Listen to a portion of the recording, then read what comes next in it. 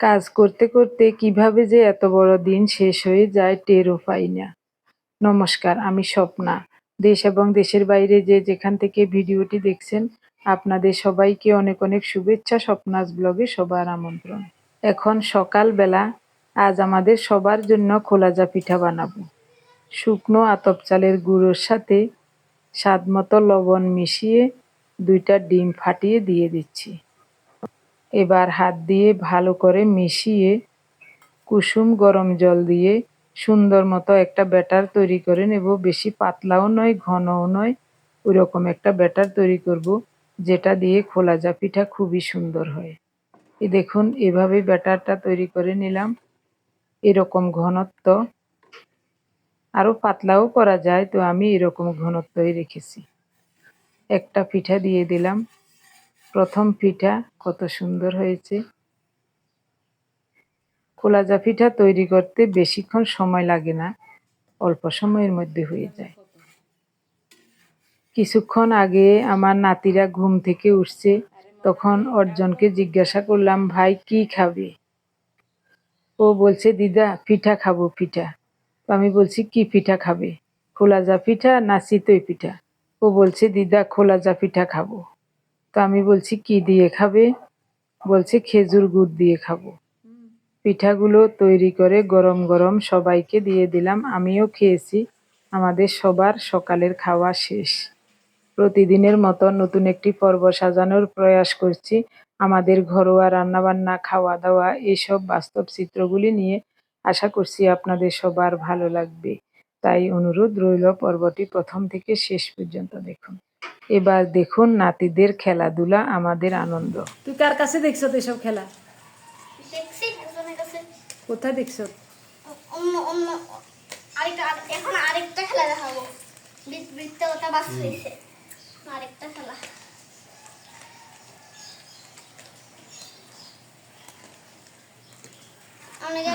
আমাকে দেখাই দি। আমি যাই বাবু, রান্না বান্না আরম্ভ করি। ক্লাসে না আরম্ভ, আমি রান্না বান্না কেমন আরম্ভ? ওমা, রান্না তো আরম্ভ করে না, আরম্ভ না করলে শেষ হইব কেমনি? রান্না তো করে রান্না শেষ। রান্না আরম্ভ করলে তো শেষ হইব, আরম্ভ না করতে কেমনে শেষ হইব? আমাদের স্কুলে তো বলে ক্লাস কয়টা আরম্ভ হইব। ও ও স্কুলে ক্লাস কয়টা আরম্ভ হইব? তুমি এ দিদার ছবি আঁকছো না? দেখি ছবিগুলি আনো তো ফরান। কাট দিয়ে যা, কাট দিয়ে যা, কাট দিয়ে যা না। অর্পণের হাসি কত সুন্দর, কত সুন্দর করে হাসে গো। কই দেখি, দেখি দিদার ছবি কই, তুমি দেখো।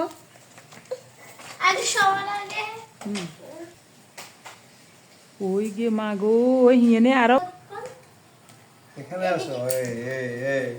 এই না দাদুর কাছে বসে, এই না লক্ষ্মী। দে কাট দে, দে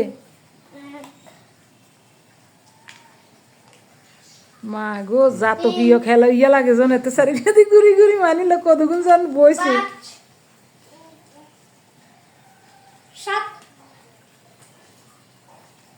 তো দাদু কিন্তু সুন্দর খেলাইতে পারে, তাস খেলাইতে পারে কিন্তু তোমার দাদু।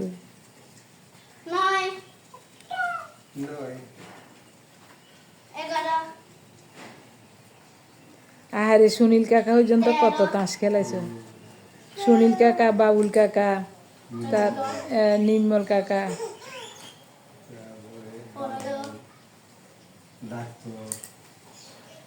তো এ দুগুণ প্লেয়ার হইলে তো 60 জনে খেলতো, আর গুণ বই থাকতো কেন? 60। ও মা, 13 হবে 95।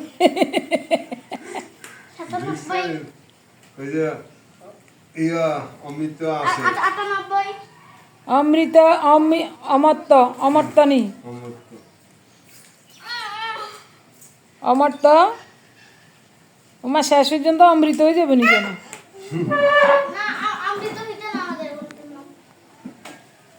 আবার তুই এটা কি, এটা কোথায় নরে কিনলে নিশ্চয় বাইরের গার উপর পড়ব নি।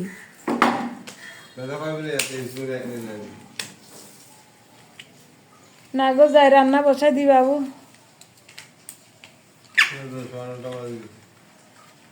কারেন্টটা তো নাই, কেন কি করতাম? কিছুই করা লাগতো না, আমাদের ভিডিও করেন। গ্যাসে চুলার আনলে তো গ্যাস সব শেষ হয়ে যাবে কর করাই। বলতে হবে আপনি কারেন্টে চলে রান্না করেন। কারেন্ট তো নাই। আয় হায়, তাহলে কিছুই করা লাগতো না, কারেন্টটা সেট করে আনি। ওইসব আর নাই, এটা দেখা অবস্থা তুই মাই দিব তোর মায়ের এই কাট দে না, ওখান থেকে সবাই কাট নেয়। দে দাও যাক এই আমরা বড়ি তো তুই তো বসরেও না, পণ্ডিতি কররে শুধু পণ্ডিত। যে যে এই চারটা পাবে একটা গিফট দেওয়া হবে। সাইকে কয়টা কাঠ ইয়ে করতে আরো না, এমনি জোর করে লইতে হইতো না, নর্মালি একটা একটা করে বাস করো। সাই দাদু কয়টা পারে, তুমি কয়টা পারো, বাইয়ে কয়টা পারে দেখি। আমি এই তো ফার্স্ট, দাদুরে দেখছ তুই উড়ে দে। আমি তো ফার্স্ট হব। দেখছ? হ্যাঁ দে, জিগে ফার্স্ট হইবে, ইয়ালে পুরস্কার আছে। পুরস্কার কি কইতে পারবানি? কে? তিতা করলা ভাজা। জীবনে এরকম পুরস্কার দেখছো? একটা আমি তো ফার্স্ট, করলা ভাজা পুরস্কার দেখছো নি কোনোদিন? আমি ফার্স্ট। তাহলে তুমি করলা ভাজা বেশি পাইবা। তাহলে করাল কম পাইবো। হ্যাঁ, ইয়া মানে করলা পাইলেও তুমি এটা খাইতে হইব, তুমি খাইতার না কইলে হইতো না, খাইতে হইব। কই নাতিদের খেলাধুলা দেখে এখান থেকে যেতে ইচ্ছা করছে না, কিন্তু রান্না করতে হবে। এদের জন্য রুমা একটুও পড়তে পারে না। খাওয়া শেষে রুমাকে বললাম, তুই ওদিকে বসে বসে পড়, এদেরকে আমরা দেখব। এই জায়গায় এগুনের রাখো, ইতি একানা ফরক মারে নুনু এরে তুই এরে অর্জন তুই কান্দাইছা, বাইরে কান্দাইও না। যে এই কয়টা পাবে? দাদু বেরি দ তুমি দাদু বেরি দ ছোট্ট জনে। আস্তে মানবো কই যায় না বাবু, আমি এমনি জল ফরছে দেন, এখানে মুছি দি। হ্যাঁ মুসি দাও জল গান মুছি না দিলে আর নাতি ফরি যাবো। বারবার হেলে যায় ও মারে ব্যথা পাইছে নি গো? পাইছে তো ও মা, মারে মা। অর্জন রে এ আবার খাইছে। অর্জন বাইকে কনাদি ডুকু হইব, তুমি একটু খেয়াল রাখবে না? এই ও ব্যথা পাইছে মাথায়, আর ডরে যান না এদিকে। হাফ কেজি উচ্ছে এনেছেন, এনেই বলছেন আলু কেটে আলু দিয়ে উচ্ছে ভাজা করো লাল লাল করে। তখন আমি চিন্তা করলাম, ওভাবে ভাজা করলে পার্থ খাবে না, এভাবে ভাজা করলে খাবে। তাই এভাবে করে উচ্ছেগুলো ভেজে নিচ্ছি। আরও আছে, এখানে নিলাম 5টা, আরও উচ্ছে আছে। 3টা ছোট সাইজের আলু নিয়েছি, 2টা দিয়ে ট্যাংরা মাছের ঝাল রান্না করব, আর একটা আমার ছোট্ট নাতির জন্য ভাজা করব। আপনি যদি এই প্রথম আমাদের ভিডিওটি দেখে থাকেন, সম্পূর্ণ পর্বটি দেখার পর যদি একটুও ভালো লাগে, আমার অনুরোধ রইল চ্যানেলটি সাবস্ক্রাইব করে আপনার মূল্যবান মন্তব্যটি লিখে জানাবেন। ফেসবুক থেকে ভিডিওটি দেখে থাকলে পেজটি ফলো, লাইক, শেয়ার করে আপনার মূল্যবান মন্তব্যটি লিখে জানাবেন। যে কোনো গঠনমূলক মন্তব্য করতে পারেন, কোনো সমস্যা নেই, আমি আপনাদের সকল মন্তব্যের উত্তর দেব। ট্যাংরা মাছগুলো ডিপ ফ্রিজ থেকে নামিয়ে রেখেছি সকালবেলায়, এখন নরমাল হওয়ার পর লবণ মাখিয়ে ভালো করে ধুয়ে নিয়েছি। আলুগুলো এরকম করে কুচিয়ে নিচ্ছি। 2 নাতির চিৎকার চেঁচামেচি দৌড়াদৌড়িতে ঘরটা যেন আনন্দে ভরে উঠেছে। উচ্ছের উপর দিলাম অল্প একটু আতপ চালের গুঁড়ো, স্বাদ মতো লবণ, হাফ চা চামচ পরিমাণ হলুদ গুঁড়ো, সামান্য একটু জল দিয়ে ভালো করে মাখিয়ে নেব। এভাবে হলুদ লবণের সাথে একটু চালের গুঁড়ো মাখিয়ে নিলে উচ্ছে ভাজাতে তেল কম টানবে আর উচ্ছেগুলি খেতে খুব ভালো লাগবে। এখানে একটু চিনিও দেওয়া যেত, আমি চিনি দিলাম না। চিনি দিলে তো একেবারেই তিতা লাগতো না। উচ্ছে মাখানো ওই বাটিতে আলুগুলো ভালো করে মাখিয়ে একসাথে দিয়ে দিলাম। কুচানো আলুগুলো পরিষ্কার করে ধুয়ে স্বাদমতো লবণ, 1 চা চামচ হলুদ গুঁড়ো, 1.5 চা চামচ পরিমাণ গুঁড়ো মরিচ দিয়েছি। সাথে কুচানো পেঁয়াজগুলিও দিয়ে দেব।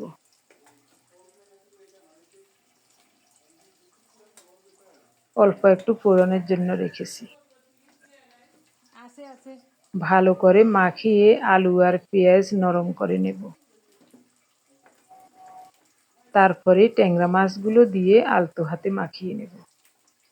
আমার প্রিয় ভাই বোন বন্ধু স্বজন, আপনারা যারা প্রতিনিয়ত ভালোবেসে আমাদের ভিডিওগুলি দেখে যাচ্ছেন এবং ভিডিও দেখে সুন্দর ও গঠনমূলক কমেন্টস করে আমাকে কাজ করার শক্তি এবং সাহস জুগিয়ে যাচ্ছেন, আমি আপনাদের সবাইকে জানাই অজস্র অজস্র ধন্যবাদ, অভিনন্দন এবং কৃতজ্ঞতা।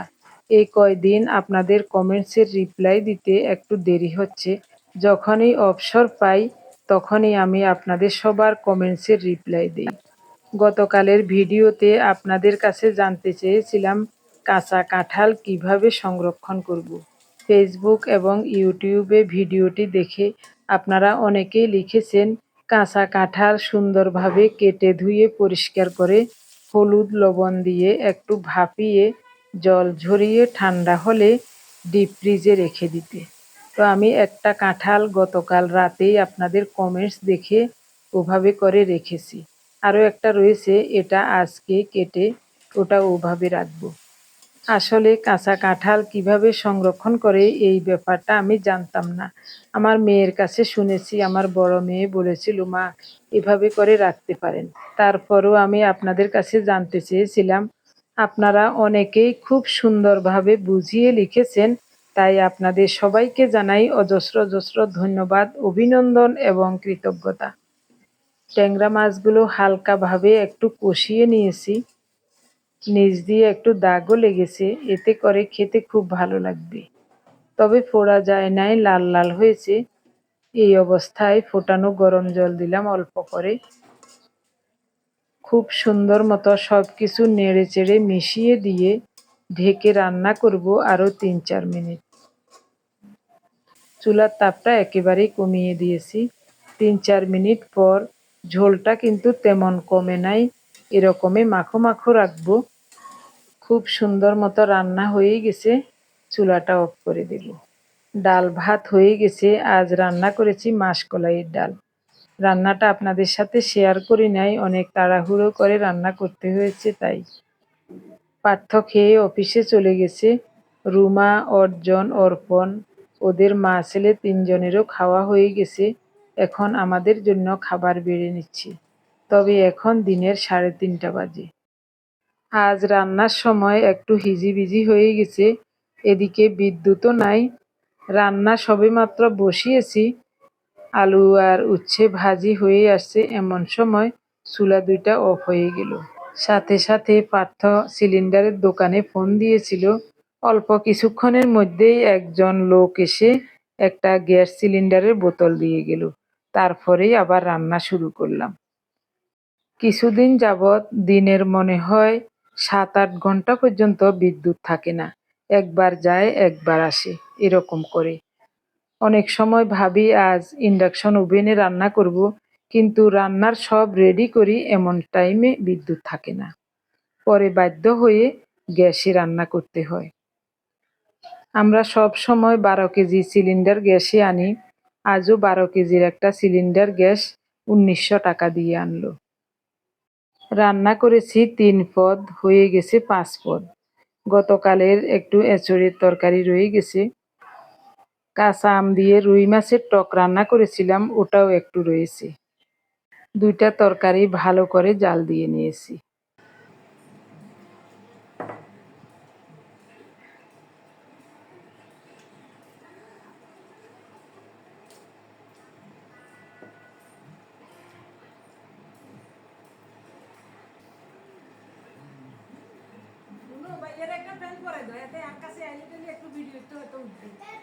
আছে। আসেনি? তাহলে তো ফাইন। আচ্ছা পরান দিদার কাছে আসো।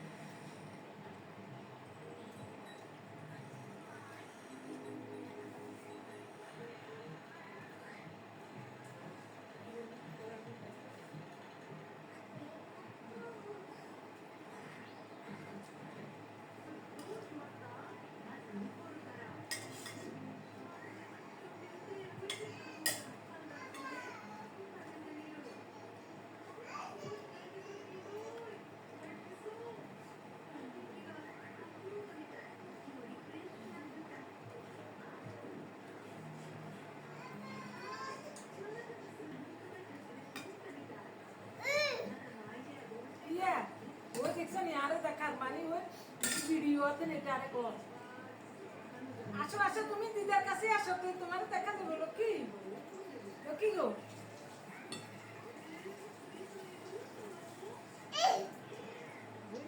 দেখছেন আসের কেন দেখছেন দেখছেন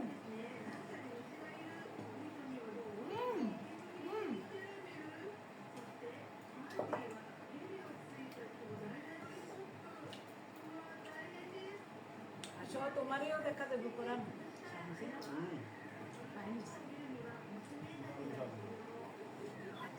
আলু দিয়ে ট্যাংরা মাছের ঝাল খুব ভালো লাগছে খেতে। আমি অল্প একটু নিয়েছি, তরকারি খেয়ে পেট ভরে গেছে।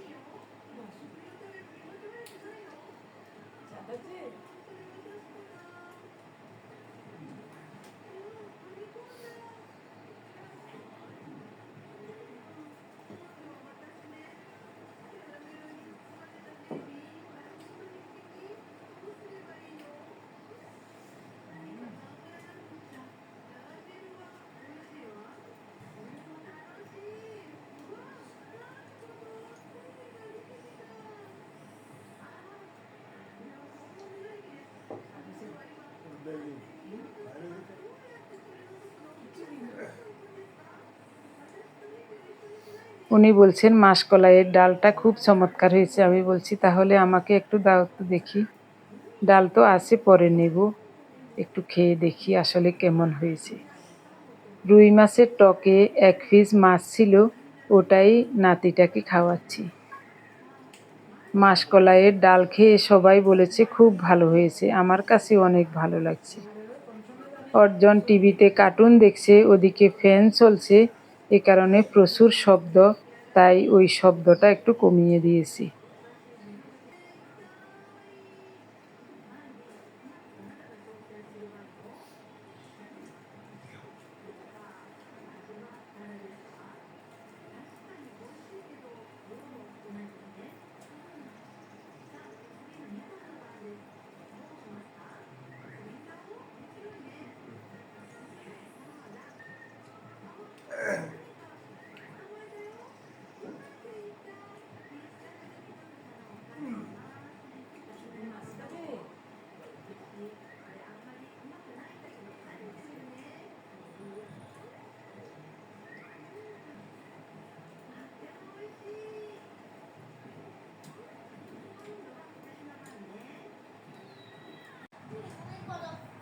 খাওয়া দাওয়া শেষে থালা বাসনগুলো ধুই নাই, নাতিদের খেলাধুলা দৌড়াদৌড়ি দেখছি।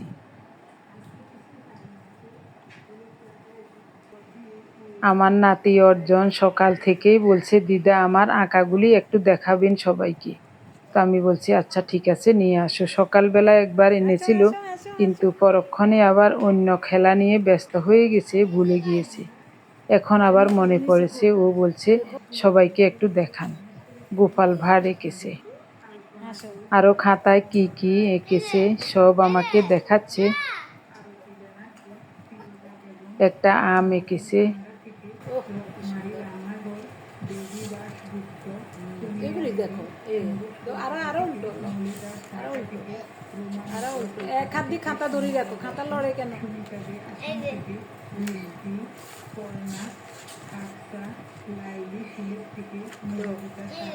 আরো আরো দেখো, এই যে দেখছি।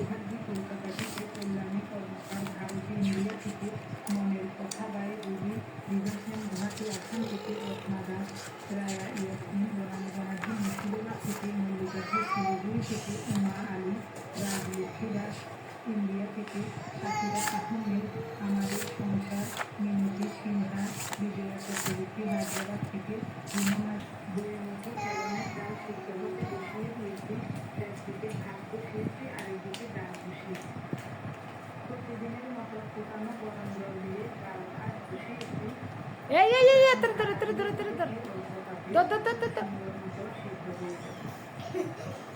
আমার এই যে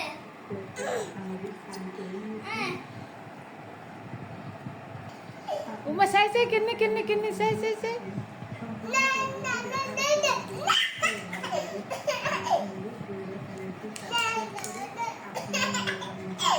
নুনু নুনু লাইট ফ্যান অফ করে দে তোর কথা কেন কেন ইউনো সাউন্ড কম ইউনো সাউন্ড কম দাদা হাসো হাসো হাসো হাসো যে দেখি দেখি দেখি নাচো নাচো নাচো নাচো নাচো নাচো নাচো নাচো নাচো নাচো নাচো এই যে নাচো এই যে দিদা আমাকে দেখা যায় হ্যাঁ